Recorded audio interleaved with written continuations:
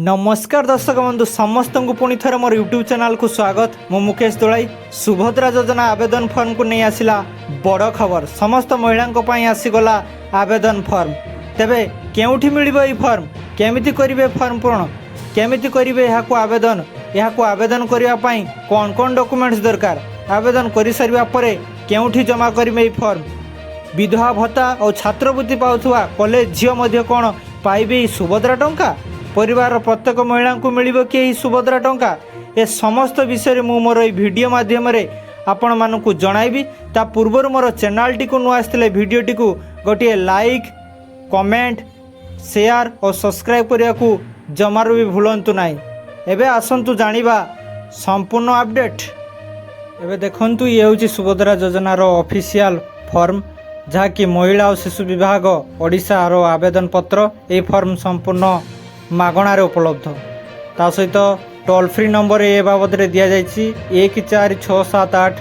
एई number रे call करी मध्य आपण माने आपण मानकर जो या बाबद रे पचारिवार थाए, जदि डाउट थाए ताहले आपण माने मध्य एई नंबर रे कॉल करी सविशेष तथ्य पाई परिबे। भाग को आवेदनकारी सविशेष विवरणी एक रही संपूर्ण नाम, आधार अनुसार आपणकर संपूर्ण नाम यही बॉक्स माध्यम रे फिलअप करेंगे। 2 नंबर रे रही आधार संख्या आपण माने देबे, जहाँ आपणकर आधार नंबर रे थिबो। स्वामी पिता को नाम आधार अनुसार देबे। केवल महिला माने यह को आवेदन करेंगे, पुरुष नुह। 4 नंबर रे जन्म तारीख, दिन, मास, वर्ष बॉक्स रे सही हिसाब रे फिलअप करेंगे। 5 नंबर रे वर्ग चिन्ह मारंतु, आपण साधारण, अनुसूचित जाति, अनुसूचित जनजाति ए क्यों कैटेगरी आपण माने जाउचंती ताहा से बॉक्स माध्यम में ठीक चिन्ह मारिबे। 6 रे रही शारीरिक भिन्नक्षम हाँ कि ना, जदि आपण माने फिजिकली हैंडिकैप ताले हाँ ना बॉक्स रे जेकोसी गोटे इन ठीक चिन्ह मारिबे। 7 नंबर रही आधार संयुक्त मोबाइल नंबर देबे। आधार कार्ड सहित जो मोबाइल नंबरटा आपनकर लिंक होईची सही नंबरटा ए बॉक्स रे देबे। 8 नंबर रही विकल्प मोबाइल नंबर, माने अल्टरनेट मोबाइल नंबर जदि आपनकर कोनोसी थाए ताले आपण माने से बॉक्स रे देबे। 9 रे रही आपनकर जिला नाम कौन, आपनकर क्यों जिला जाउची, मोर तो बालेश्वर जिला जाउची, तो सही भाव में आपण माने आपनकर जिला देबे। 10 नंबर रही ग्रामांचल निमंते कोर ग्राम, आपनकर गाँ नाम देबे। 6 रे ग्राम पंचायत, आपनकर क्यों पंचायत जाउची ग्राम पंचायत ताहा सेठी से डॉट डॉट जो अच्छी बॉक्स से फिलअप करेंगे। 6 रे रही ब्लॉक नाम आपनकर देबे, क्यों ब्लॉक जाउची। 11 रही सहरांचल निमंते, जो माने सहर रे रहउचंती से माने कोरे वार्ड नंबर तांकर कोन देबे। अर्बन लोकल बॉडी जो रही से बॉडी क्यों अंतर्गत जाउची जो सहर ताहा फिलअप करेंगे। सहर किंबा नगर जाउचंती गोरे ताहा सेठी आपण माने लिखिबे। 12 नंबर रही आधार सक्षम संचय खाता थिबा बैंक नाम, आधार लिंक थिबा बैंक अकाउंट नंबर आपण माने इठी देबे। ये थिला पेज 1 नंबर फॉर्म रो सविशेष तथ्य। एवं पेज नंबर 2 को जीवा। ये हूँ पेज नंबर 2, महिला और शिशु विकास विभाग Odisha toll free helpline number, जहाँकि 14678 रे जोगाजोग करी मध्य आपण माने जानि परिबे। भाग ख घोषणानामा दिया जायछि, ए घोषणानामा को आपण माने फिलअप करेंगे। घोषणानामा रे कोन लिखाई जे आसंतु देखि नबा। मु एत द्वारा घोषणा करूछि जे पूर्व पृष्ठा रे उल्लेखित तथ्य मोर ज्ञान अनुसार सत्य अटे। मु ज्ञात जे एथिरु कोनोसी मिथ्या प्रमाणित हेले ये आवेदन को प्रत्याख्यान करा जाय पारे एवं आईनगत कठोर कार्यानुष्ठान ग्रहण करा जाय पारे। दयाकोरी प्रযোज्य स्थान रे ठीक चिन्ह मारंतु। आपण माने या को गुट गुट पढ़िबे। ये होउची तार जो नियमावली रही शर्त, ताहा को आपण माने जदि ताहा मानुचंती ताले से बॉक्स रे ठीक चिन्ह देबे। मु ओडिशार बासिंदा अटे, आपण जदि ओडिशार बासिंदा होचंती ताने ठीक चिन्ह देबे। 1 जुलाई 2024 सुधा मोर बयस 21 वर्ष किंबा ताठारु अधिक एवं 60 वर्ष रु कम थिले से बॉक्स रे ठीक चिन्ह देबे। मु कोनोसी राज्य किंबा केंद्र सरकार योजना अधीन रे मासिक 1500 टंका अथवा तदुर्ध किंबा वार्षिक 18,000 टंका अथवा तदुर्ध आर्थिक सहायता राशि पाउ नाही ताले ठीक चिन्ह देबे। यदि पाउछंती ताले देबे नाही। मु किंबा मो परिवार कोनोसी सदस्य वर्तमान किंबा पूर्वतन सांसद, एमपी किंबा विधानसभा सदस्य, एमएलए नुहंती ताले ठीक चिन्ह देबे, नले देबे नाही। ମୁଁ କିମ୍ବା ମୋ ପରିବାରର କୌଣସି ସଦସ୍ୟ ଆୟକର ଦାତା ନୁହନ୍ତି ସେ ବକ୍ସରେ ତାହେଲେ ଠିକ୍ ଚିହ୍ନ ଦେବେ।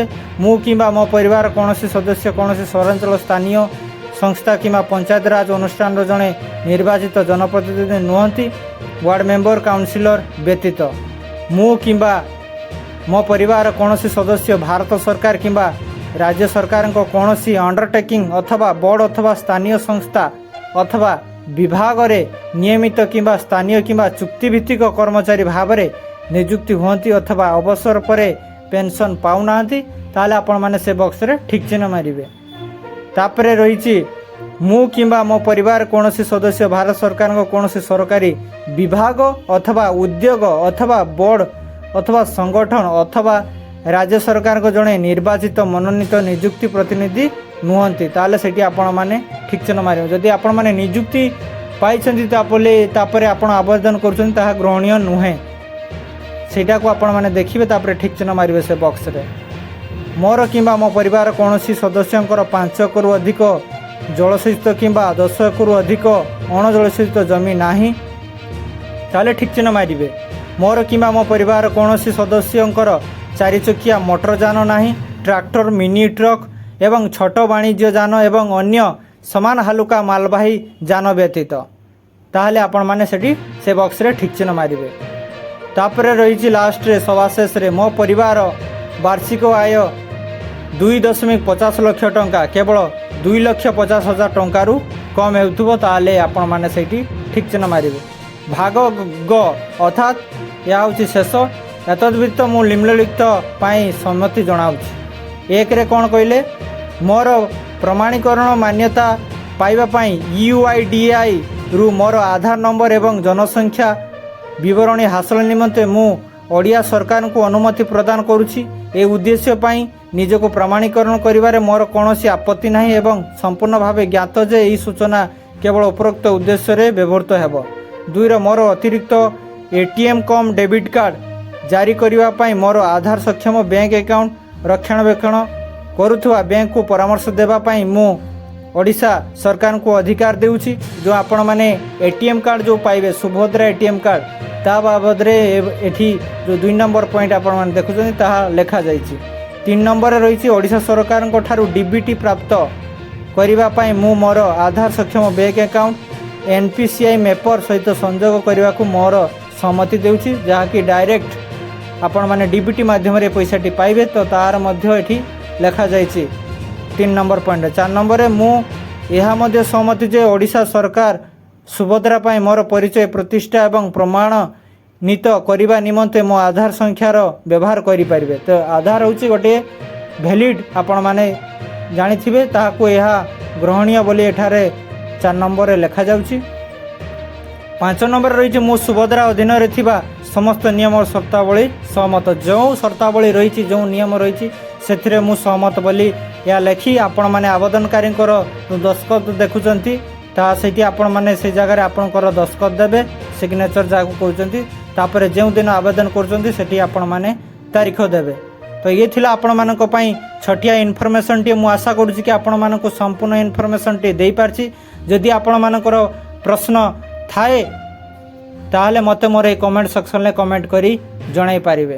ତେବେ ସେତେ ପର୍ଯ୍ୟନ୍ତ ରହୁଛି ଧନ୍ୟବାଦ ଏବଂ ସମସ୍ତଙ୍କୁ ମଧ୍ୟ ସେୟାର କରିବାକୁ ଏହା ଭୁଲିବେ ନାହିଁ କାରଣ ସମସ୍ତେ ଏଥିରେ ଅବଗତ ନାହାନ୍ତି ତେଣୁ ଏ ଭିଡ଼ିଓଟିକୁ ପ୍ରବଳ ମାତ୍ରାରେ ସେୟାର କରି ସମସ୍ତଙ୍କୁ ଜଣାଇ ଦେବେ। ତେବେ ସେତେ ପର୍ଯ୍ୟନ୍ତ ରହୁଛି ଧନ୍ୟବାଦ। ଜୟ ଜଗନ୍ନାଥ।